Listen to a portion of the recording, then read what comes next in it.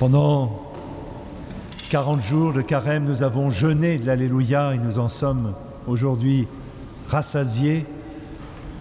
En ce jour où nous fêtons, en ce soir, la résurrection du Christ qui est au cœur de notre foi.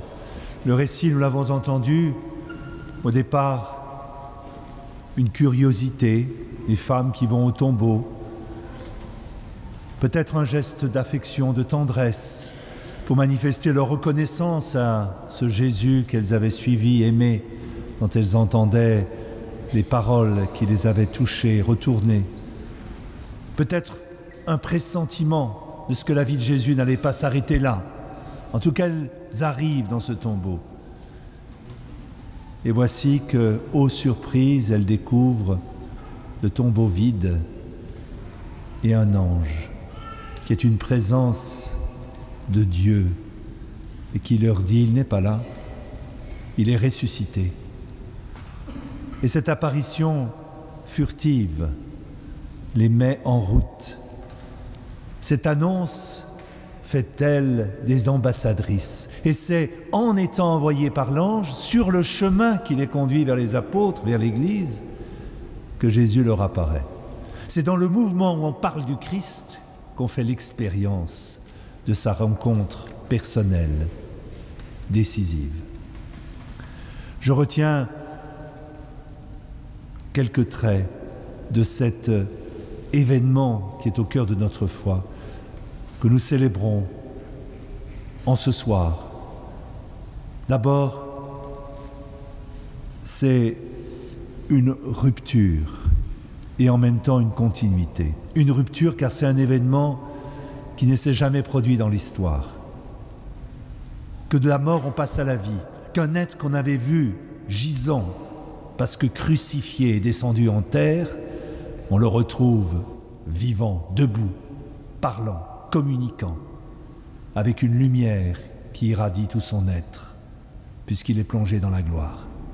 Une rupture et en même temps une continuité, puisque de cet événement, Jésus avait parlé, il avait averti ses disciples qu'il fallait qu'ils meurent pour manifester sa gloire. Je retiens de cet événement l'humilité de Jésus. Ce n'est pas lui que les femmes vont rencontrer d'abord, mais ce sont des anges, des signes, un linceul couché à terre, des signes très humbles. Et ce n'est que progressivement que Jésus se manifeste, comme avec pédagogie, avec une économie telle que ce mouvement de Jésus de se manifester ne veut pas violenter leur conscience. C'est une prise de conscience progressive de l'ampleur de cet événement qui à un moment aboutit à une révélation lumineuse de Jésus. Et puis, nous l'avons entendu dans l'Évangile, la terre tremble. Et les soldats eux-mêmes sont tout agités. Ils sont comme ébranlés. Il y a le vacillement d'un monde dans ce récit. Le monde devient autre chose.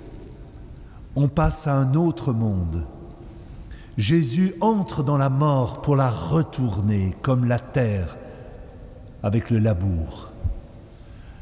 La mort désormais héberge Dieu et elle devient passage, comme la mer Rouge qui était une mer qui pouvait ensevelir les Égyptiens mais qui pouvait devenir une route pour l'exode du peuple élu, protégé par le Seigneur.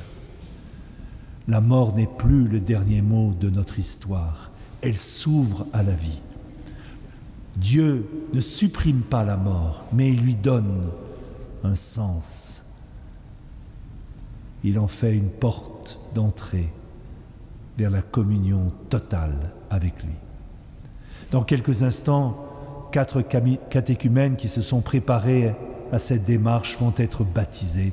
Eux aussi, à leur tour, à travers cette eau qui signifie la mort, puisqu'elle peut nous engloutir, et en même temps la vie, puisque de l'eau peut naître la végétation et qu'elle est si essentielle à notre existence, eh bien, ces catéchumènes, plongés dans la mort du Christ, vont ressusciter, vont passer à la vie nouvelle.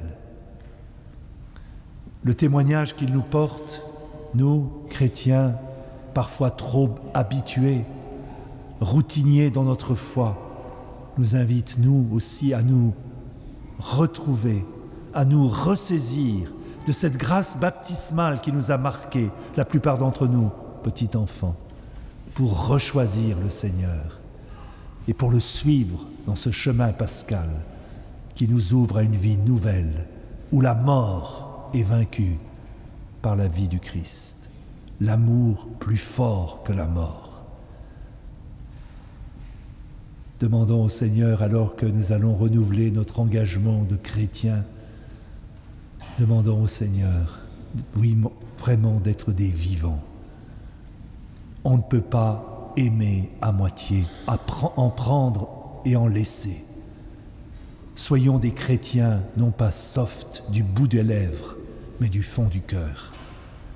Le Christ n'est pas venu nous choisir pour une mollesse dans l'amour, mais pour la sainteté de l'amour, en le choisissant, en le rechoisissant, Seigneur, ce soir, pour devenir vraiment des chrétiens nouveaux, renouvelés, rafraîchis, être des chrétiens qui croient en Jésus mort, ressuscité.